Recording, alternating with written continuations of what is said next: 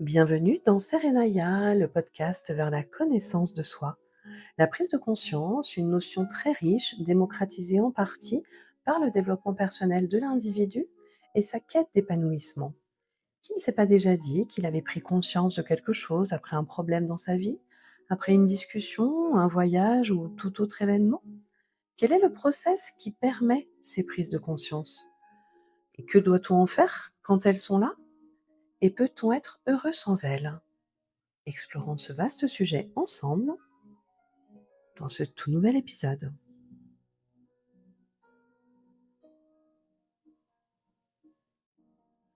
Je suis Carole Buatier, passionnée par la connaissance de soi, le monde de l'énergie, la neuroatypie, les apprentissages de la vie, les messages de l'âme et la symbolique sous toutes ses formes. Ce sont de véritables guides au quotidien. Mon besoin de transmission et de contribution par la voix est devenu de plus en plus fort. C'est pour cela que Serenaya est née. Merci de soutenir le podcast en laissant un joli commentaire et en le partageant autour de vous. Belle écoute!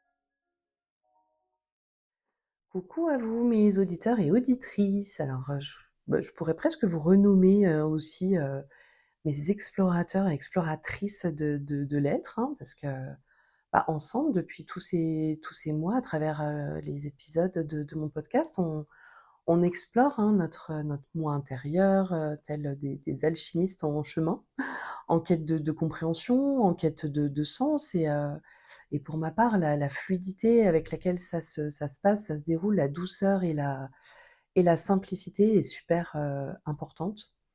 Alors ma fille aînée est à fond dans ses révisions pour son bac blanc de philo et je dois dire que ça m'inspire. Je crois que de toute façon, j'ai toujours adoré la philo. Je me suis toujours beaucoup questionnée sur le rôle de chacun, sur quelle est notre place dans l'existence, sur qui ressent quoi, comment. Enfin voilà, des questions quand même assez régulières en fait tout au long de ma jeunesse, on va dire, et encore maintenant. Et selon moi, en fait, ça se passe essentiellement à l'intérieur, hein, avec cette fameuse connaissance de soi, avec cette exploration de toutes nos facettes, avec l'amour de soi, cette naissance de l'estime qu'on peut avoir de façon innée ou un petit peu moins. Et tout cela, ça rejaillit sur l'extérieur. Et en pensant à tout ça, ben, j'ai réalisé combien j'avais eu des milliers, je pense, de prises de conscience dans ma vie, dont les conséquences ont été vraiment variables selon les prises de risques, selon l'influence de mon entourage, cette place que je laissais aux autres justement pour savoir mieux que moi souvent ce qui était bon pour moi. Et j'ai voulu aborder cet aspect de notre évolution qui me semble vraiment capital, l'évolution de notre être, l'évolution de notre âme et ce qu'on enseigne en fait à nos enfants, aux personnes qui traversent notre vie en fait. Et le but, c'est vraiment toujours d'aller vers plus de bonheur, plus de liberté et de réalisation de soi. Alors, la prise de conscience, si on essaye un peu de la définir, hein, c'est mettre en conscience quelque chose qu'on ne réalisait pas jusque-là. Ça passe par des éléments de compréhension de notre vie, et de manière plutôt soudaine, en quelque sorte, hein, parce qu'évidemment, le soudain est à mettre entre guillemets. C'est un peu comme une intégration intellectuelle, mais aussi émotionnelle de cette nouvelle information, hein, qui nous arrive après la révélation d'un fait, après le vécu d'une expérience qu'on ne percevait pas avant. Et par l'intermédiaire d'un mot, d'une expérience, on va, euh, on va se laisser traverser par cette prise de conscience.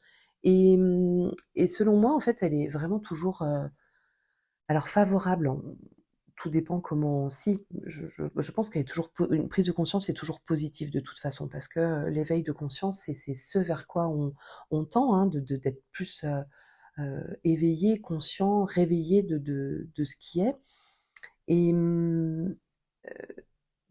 souvent on peut se dire, «Ah mais OK, je réalise que j'ai fait cette erreur, je réalise je réagis comme ça à cause de tel vécu, je peux réaliser que j'ai tel ou tel impact sur mon entourage, ou que, oh là là, je sais pas, j'ai un talent inné, et c'est une évidence, mais après, bah, qu'est-ce qu'on fait de tout ça, en fait? C'est bien beau, hein, de réaliser toutes ces nouvelles, informations qui nous parviennent, mais bah, la prise de conscience, ça peut être une première étape, mais ça peut être aussi la dernière. Il semblerait quand même important qu'on intègre cette nouvelle information et qu'elle se concrétise, en fait, bah, en un passage à l'action pour justement ancrer ce changement.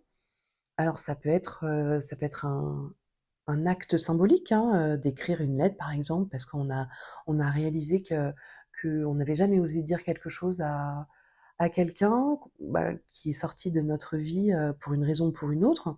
Et alors soit on décide d'envoyer la lettre, soit on décide de la garder, hein, mais c'est parce que c'est toujours évidemment important d'avoir, conscience justement, des conséquences de son acte et d'être sûr que cela peut, alors à défaut d'avoir un impact positif sur l'autre, en tout cas de ne pas lui nuire et que ça ait un impact positif sur notre vie et sur nos ressentis, au quotidien. En en coaching, on parle d'objectifs SMART. Vous avez peut-être déjà entendu parler de cet acronyme, qui parle d'un objectif comme étant, on le détermine, heu, en étant un objectif donc SMART, donc spécifique, pardon, je vais y arriver. Il doit être spécifique, donc vraiment ne concerner que nous. Il doit être mesurable, il doit être atteignable, donc réaliste et temporellement défini.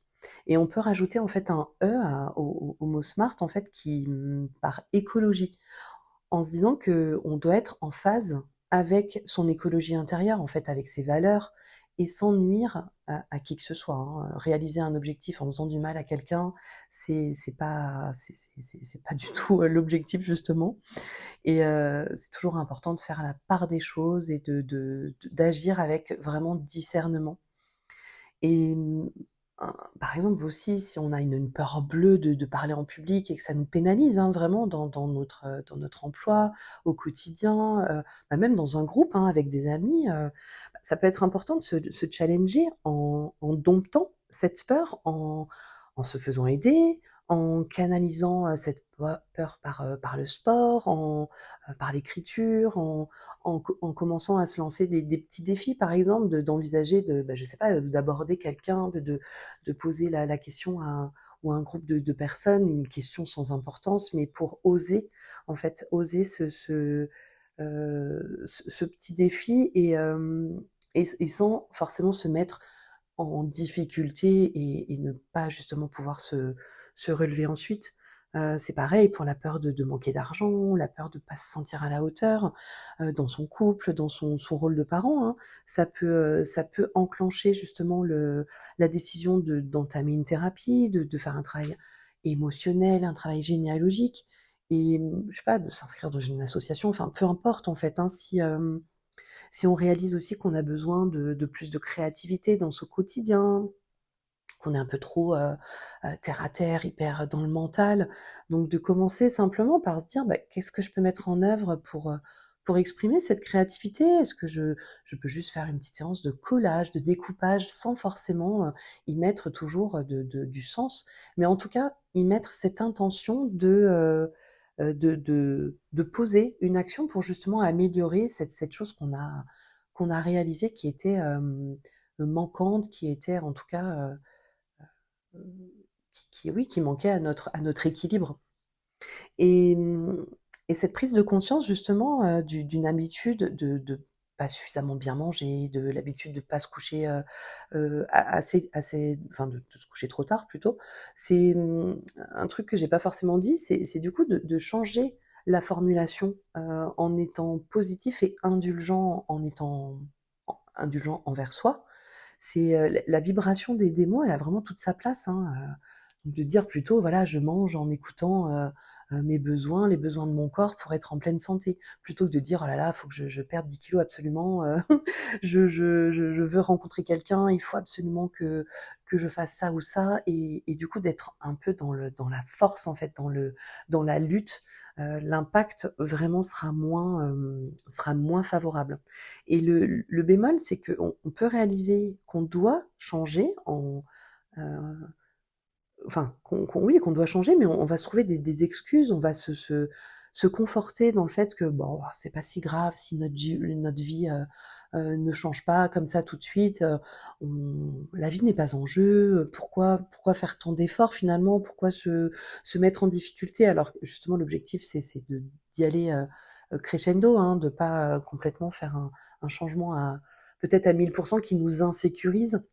Euh, et ben, finalement, ces changements qui nous permettent d'aller mieux, on se dit: «Bah, on verra plus tard, on a encore le temps» et tout cela, ça nous retient justement dans le changement. On n'arrive pas à décrocher d'une croyance qui est bien emmagasinée, que les choses sont peut-être mieux finalement comme elles sont, et puis surtout qu'on mérite que ça. Donc on se met des limites, on on peut avoir peur aussi, de perdre un certain confort, car ça peut nous arranger de pas bouger, hein et paradoxalement, on a conscience de ce qui va pas, de ce qu'on aimerait être différent, mais on est dans une forme de déni, qu'il n'est pas utile, d'aller plus loin. On n'est pas si malheureux encore une fois et on s'arrête en chemin et des fois, bah, on végète, on peut vraiment, ne pas prendre cette décision qui était pas énorme sur le moment, mais ensuite ben, on perd confiance et puis finalement on fait, 3 pas en arrière, quoi. On peut peut-être assimiler ça aussi à un manque de courage, de pas vouloir aller plus loin.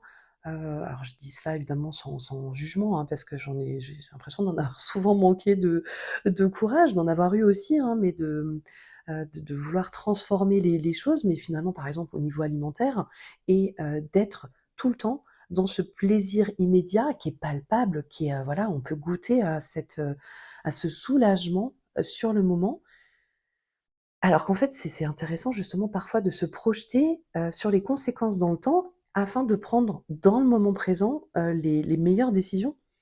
Tout ça peut sembler paradoxal, mais quand on se pose en y pensant, c'est ultra intuitif, finalement et et bon, je sais pas si c'est, un manque de courage ou un besoin de courage ou plutôt, des fois une impatience de pas de pas voir de résultats, concrets tout de suite. Alors on met du baume, sur une blessure, on se dit: «Bon, bah, allez, c'est pas si grave». On comble le manque, je sais pas, en mangeant la moitié de la tablette de chocolat et puis voilà, on avance mais sans forcément, évoluer et ça entraîne, bah, de la stagnation, ça entraîne de la procrastination, du découragement et le maintien de ces réactions et de ces habitudes délétères qui nous font, bah, perdre confiance, parfois et c'est là, voilà, tout le paradoxe, humain et de préférer garder une mauvaise habitude qui nous met dans l'inconfort, mais qui est connue, qu'on «maîtrise» entre guillemets, plutôt que d'aller vers du changement, vers du mieux, vers quelque chose de différent, mais qui va nous insécuriser, qui va, qui va faire qu'on va se sentir challengé parce qu'on maîtrise pas justement cette nouvelle version de nous et on maîtrise pas ce que ça va provoquer. Donc, il y a cette part de risque aussi qui peut être importante. Alors en soi, ça peut être aussi, bah, qu'on n'est pas prêt tout simplement à voir notre vie se transformer parce qu'on a tellement été justement habitués à vivre comme ça. On nous a montré aussi un modèle, de la sorte. La société nous a dit: «Ben, voilà, il faut, faire telle chose, travailler tant d'heures pour obtenir un cadre de vie, il faut faire des enfants, il faut» et cetera et parfois, en fait, on peut ne jamais être prêt et ne jamais avoir envie d'avancer. Ça va nous freiner, à vivre certaines choses plus importantes pour nous, qui nous rendraient, plus importantes, mais surtout différentes de ce que le commun des mortels nous enseigne ou nous encourage à faire. Et ces petites choses, justement, elles nous rendraient peut-être heureux, elles contribueraient, à nous faire franchir après un autre step important pour davantage d'épanouissement et pour des relations, bah, plus harmonieuses et pour un équilibre, intérieur tout simplement, bah, qui nous rend la vie plus douce.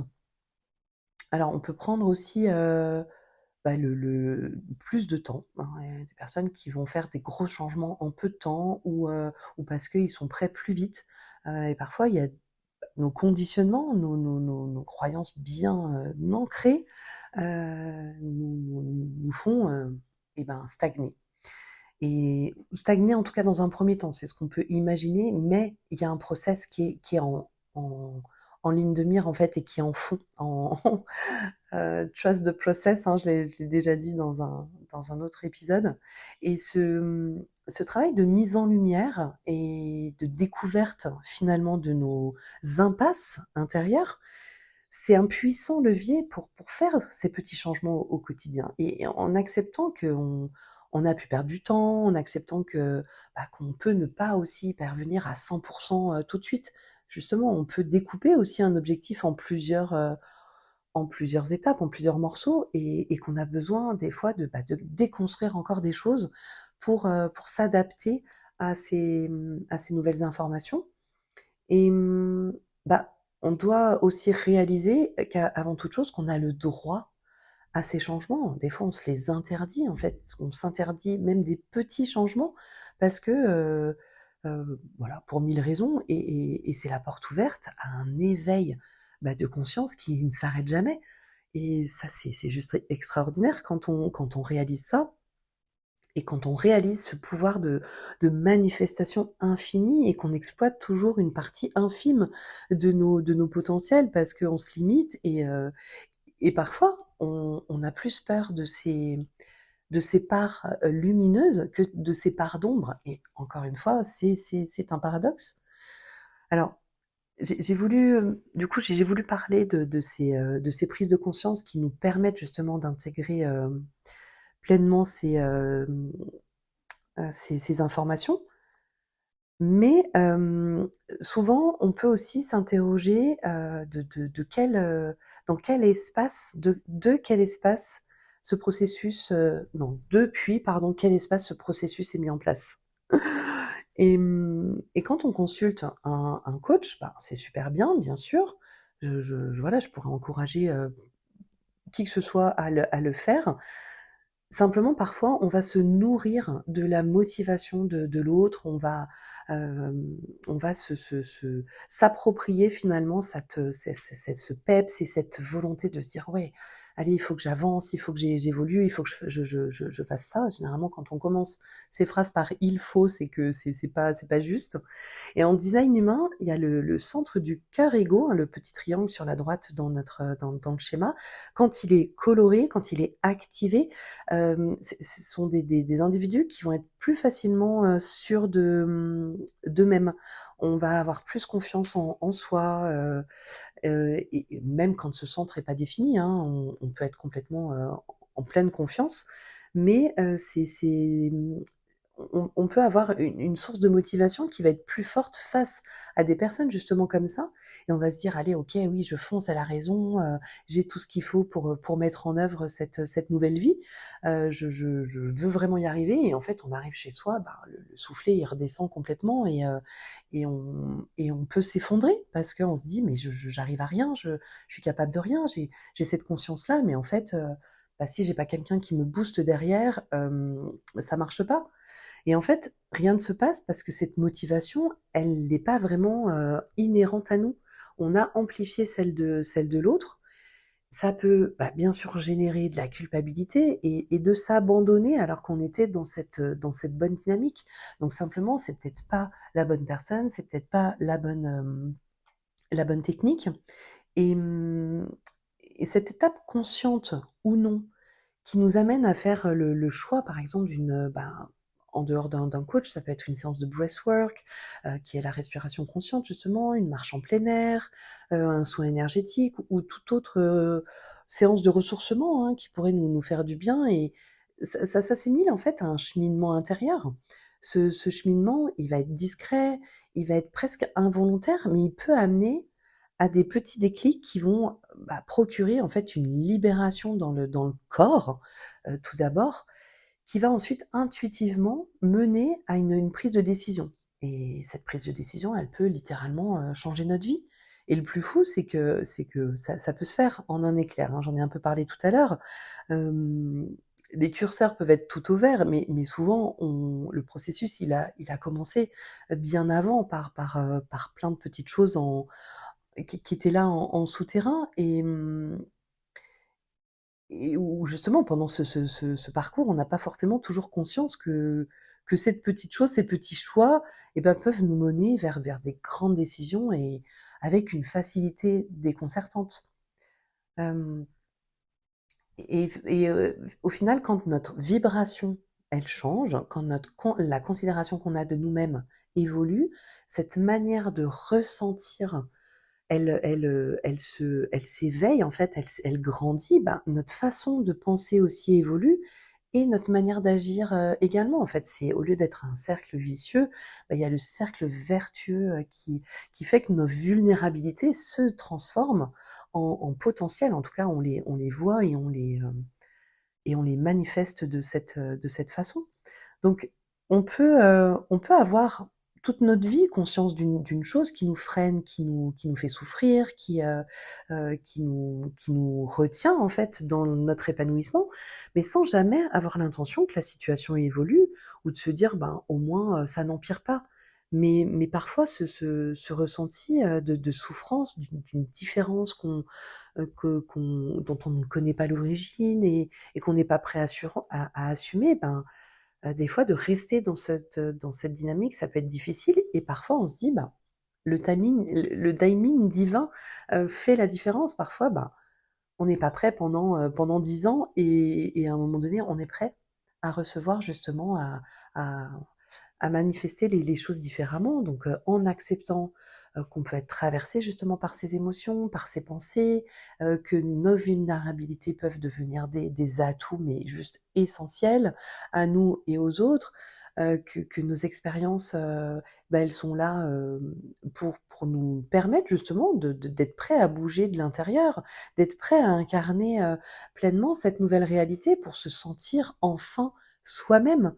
Et la vie se charge clairement de nous présenter les opportunités à saisir, pour mettre en œuvre cette évolution, cette transformation. Et cette prise de conscience, elle commence pratiquement tout le temps par un mouvement du corps, par une mise en mouvement, par une mise en mouvement de nos énergies, par un processus de déconstruction, de connaissance, d'acceptation, de résilience et par l'écoute de son guide intérieur, de son âme, en ayant foi en soi et en la vie, pour aller vers cette manifestation de qui on est vraiment. Et puis j'avais envie de terminer en fait cet épisode par un petit tirage, de cartes, d'après les cartes oracles du Pacifique by Sulia, se reconnecter à sa puissance créatrice que j'adore, que j'ai eu, en cadeau à Noël. Et il y a 2 cartes, qui sont sorties, qui ont sauté. Alors il y a la mission de vie, mission d'âme. Trouver sa mission de vie n'est pas forcément indispensable. En tout premier lieu, honore la vie qui est en toi et apprends à connaître ton mode de fonctionnement. Laisse-toi ensuite guider par le flot. Et l'audace. L'audace, c'est du courage avec une pointe de magie. Ose, sors des sentiers battus, agrandis ta zone de confort et tu découvriras le champ infini des possibles.